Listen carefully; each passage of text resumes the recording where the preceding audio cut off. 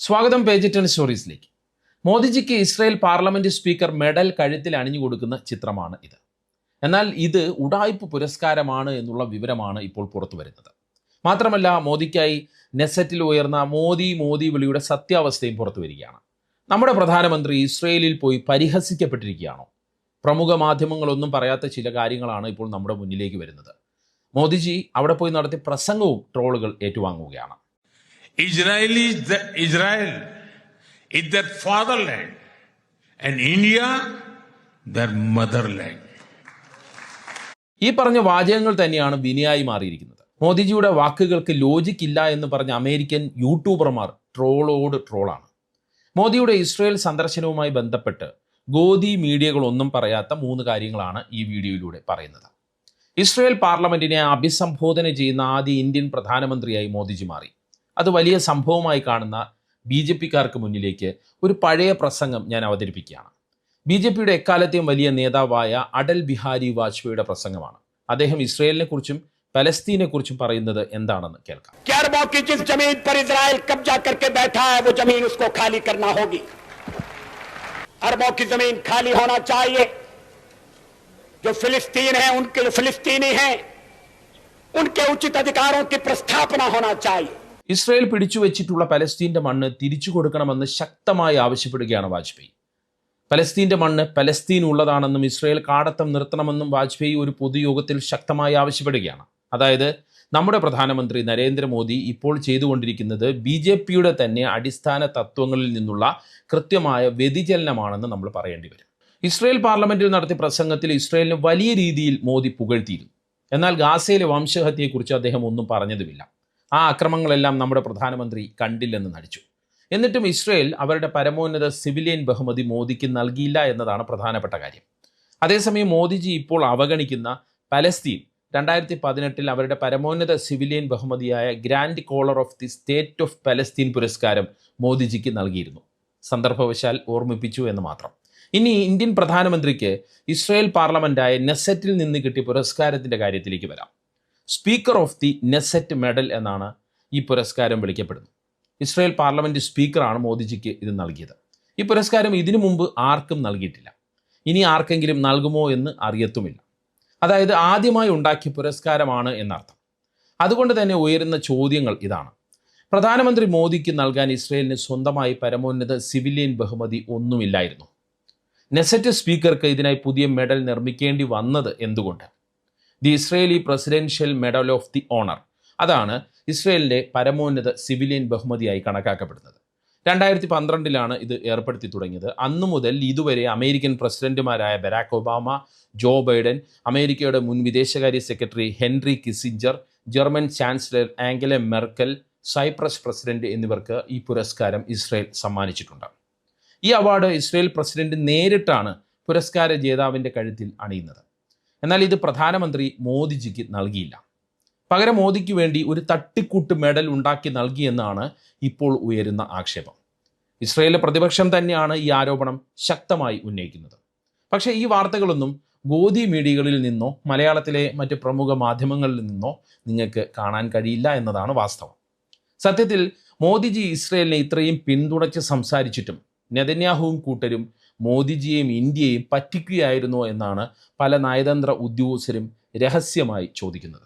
അല്ലെങ്കിൽ പിന്നെ എന്തുകൊണ്ട് നെസറ്റിൽ ആദ്യമായി സംസാരിച്ച ഇന്ത്യൻ പ്രധാനമന്ത്രിക്ക് ഇസ്രയേലിൻ്റെ പരമോന്നത ബഹുമതി നൽകിയില്ല എന്നതാണ് അവർ ചോദിക്കുന്നത്. France, Russia, United Arab Emirates അതായത് UAE എന്നീ രാജ്യങ്ങൾ തങ്ങളുടെ പരമോന്നത സിവിലിയൻ പുരസ്കാരം മോദിജിക്ക് നൽകിയിട്ടുണ്ട്. എന്നിട്ടും നെതന്യാഹുവും കൂട്ടരും അത് നൽകിയില്ല. ഇങ്ങനെ താൽക്കാലിക പുരസ്കാരം ഉണ്ടാക്കിയ ആളുകളെ പറ്റിക്കുന്ന പരിപാടി നെതന്യാഹുവും കൂട്ടരും ചെയ്യുന്നത് ഇത് ആദ്യമല്ല കേട്ടോ. കഴിഞ്ഞ വർഷം നൊബേൽ പുരസ്കാരം കിട്ടാതെ നമ്മുടെ ട്രംപ് വളരെ വിഷമിച്ചിരിക്കുന്ന സമയത്ത് അദ്ദേഹത്തെ സന്തോഷിപ്പിക്കാൻ നെതന്യാഹു ഒരു സൂത്രപ്പണി ചെയ്തു. ട്രംപിന് ഒരു പുരസ്കാരം പ്രഖ്യാപിച്ചു. ജൂതർക്ക് നൽകുന്ന സമഗ്ര സംഭാവന പരിഗണിച്ചുള്ള ഒരു പുരസ്കാരം. ഇത് സാധാരണയായി സാംസ്കാരിക മേഖലയിലെ സംഭാവന പരിഗണിച്ച് ജൂത പൗരന്മാർക്ക് മാത്രം നൽകുന്ന പുരസ്കാരമാണ്. അങ്ങനെയുള്ള ആഭ്യന്തരമായ ഒരു പുരസ്കാരത്തെയാണ് മറ്റൊരു രാഷ്ട്രത്തലവന്, അതായത് അമേരിക്കൻ പ്രസിഡന്റിനെ തന്നെ നൽകി നെതന്യാഹു ട്രംപിനെ പറ്റിച്ചത്. ഇതിനെക്കുറിച്ച് ദി ന്യൂ റിപ്പബ്ലിക് വാർത്താ വെബ്സൈറ്റ് ഒരു വാർത്ത നൽകിയിരുന്നു. അവർ നൽകിയ തലക്കെട്ട് ഇങ്ങനെയായിരുന്നു: ട്രംപിന് അദ്ദേഹത്തിന് വേണ്ടി മാത്രം നിർമ്മിച്ച മറ്റൊരു പുരസ്കാരം കൂടി കിട്ടി.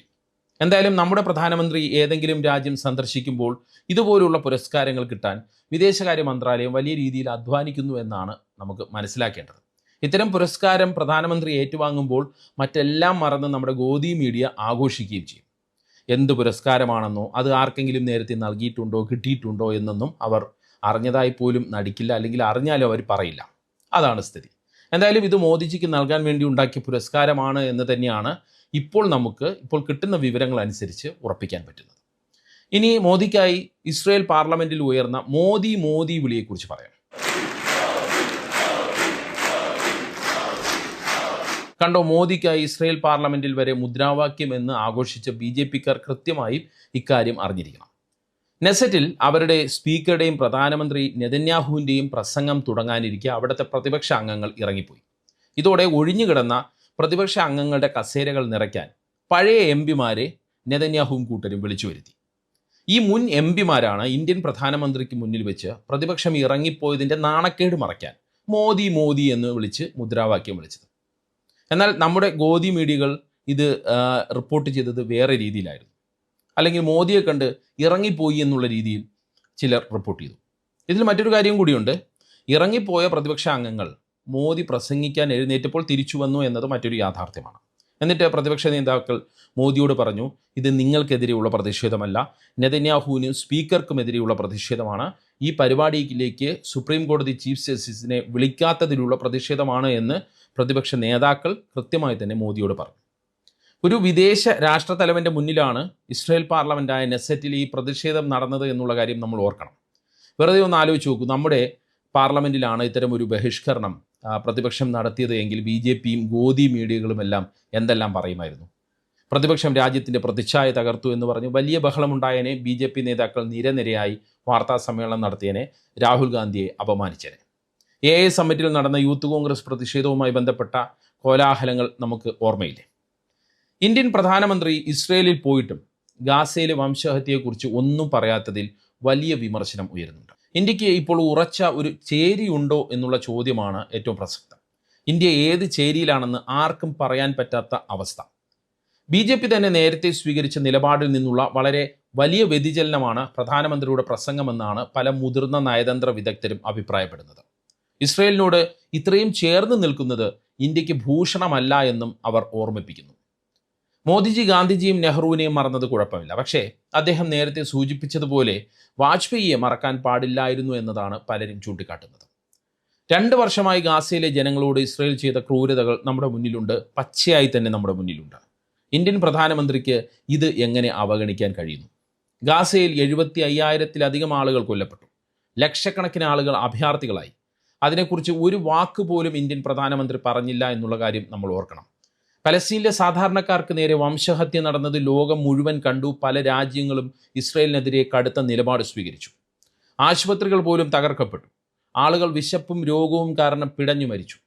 അങ്ങനെ ഒന്ന് ചെയ്ത രാജ്യത്തിൻ്റെ പാർലമെൻറ്റിൽ പ്രധാനമന്ത്രി മോദി അത് ഒരു ചെറിയ രീതിയിലെങ്കിലും അതിനെ വിമർശിക്കാൻ തയ്യാറായില്ല എന്നത് വളരെ ഖേദകരമായ കാര്യമാണ്. ഇന്ത്യൻ നയതന്ത്രത്തിൻ്റെ പരാജയം എന്നാണ് പലരും ഇതിനെ ചൂണ്ടിക്കാട്ടുന്നത്. ഇന്ത്യക്ക് ശക്തമായ നിലപാട് ഇല്ലെന്ന് തന്നെ ലോകം ഇതിന് വിധിയെഴുതും. പല പ്രമുഖ ലോകരാജ്യങ്ങളും ഇസ്രയേലിനെതിരെ നിലപാട് സ്വീകരിക്കുമ്പോഴാണ് ഇന്ത്യ ഇസ്രയേലിന് അടിമപ്പെടുന്നത്. അതായത് ഇന്ത്യൻ പ്രധാനമന്ത്രി ഹമാസിൻ്റെ ആക്രമണത്തെക്കുറിച്ച് മാത്രം സംസാരിക്കുന്നത് പൂർണ്ണമായും നെതന്യാഹുവിൻ്റെ ലൈനാണ്. ഭീകരതയെ അപലപിക്കുന്നതിനൊപ്പം ഇതെല്ലാം അക്രമത്തിൻ്റെ ഒരു വശമാണെന്നും അല്ലെങ്കിൽ ഇതൊരു ചക്രമാണെന്നും നിരപരാധികളായ ആളുകൾ കൊല്ലപ്പെടുന്നു എന്നും മോദിജിക്ക് പറയാമായിരുന്നു. അങ്ങനെയെങ്കിലും മോദിജിക്ക് ഇസ്രയേലിനെ വിമർശിക്കാമായിരുന്നു. ശരിയാണ്, ഒക്ടോബർ 7 ഹമാസ് ചെയ്തത് അപലപിക്കേണ്ട കാര്യമാണ്. എന്നാൽ ഇസ്രയേൽ പലസ്തീനോട് ചെയ്തതിനെ അതുമായി താരതമ്യം ചെയ്യാൻ ഒരിക്കലും നമുക്ക് കഴിയില്ല.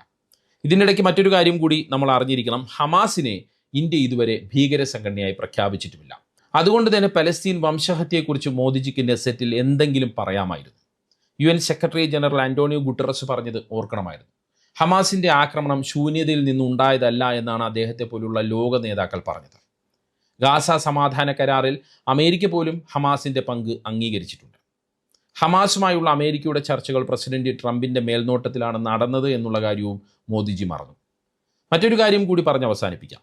ഹമാസിൻ്റെ ഭീകരാക്രമണവുമായി മുംബൈ ആക്രമണത്തെയാണ് മോദിജി ബന്ധിപ്പിച്ചത്. എന്തുകൊണ്ട് സ്വന്തം ഭരണകാലത്ത് നടന്ന ഭീകരാക്രമണവുമായി മോദിജി അതിനെ താരതമ്യം ചെയ്തില്ല? പെഹൽഗാമിൽ നടന്ന ഭീകരാക്രമണവുമായി എന്തുകൊണ്ട് ബന്ധിപ്പിച്ചില്ല? എന്തുകൊണ്ട് ഓപ്പറേഷൻ സിന്ദൂറിനെ കുറിച്ച് നെസറ്റിൽ മോദിജി പറഞ്ഞില്ല എന്നൊക്കെയുള്ള ചോദ്യങ്ങൾ ഉയരുന്നുണ്ട്.